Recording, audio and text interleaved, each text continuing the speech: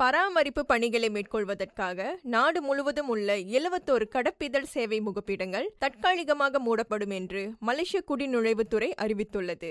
சேவை முகப்பிடங்களில் நேரடியாக சமர்ப்பிக்கப்படும் கடப்பிதழ் விண்ணப்பங்கள், மை ஆன்லைன் பாஸ்போர்ட் மூலமாக செய்யப்படும் இணைய பக்க விண்ணப்பங்கள் மற்றும் கடப்பிதழ் அச்சிடும் சேவைகள் என அனைத்தும் தற்காலிகமாக நிறுத்தப்பட்டிருக்கும்.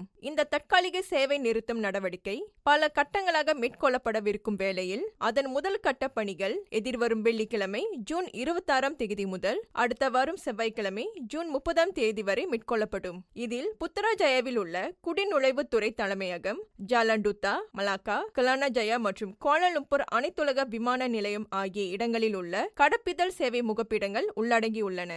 அதே வேளையில் UTC Pudu Sentral, UTC Selangor, UTC Johor Bahru, UTC Pasir Gudang, UTC Seremban, UTC Ipoh, UTC Kedah, UTC Sungai Petani மற்றும் யூடிசி செபராங்பரை ஆகிய மையங்களில் உள்ள கடப்பிதழ் சேவை முகப்பிடங்கள் இந்த 5 நாட்களுக்கு செயல்படாது.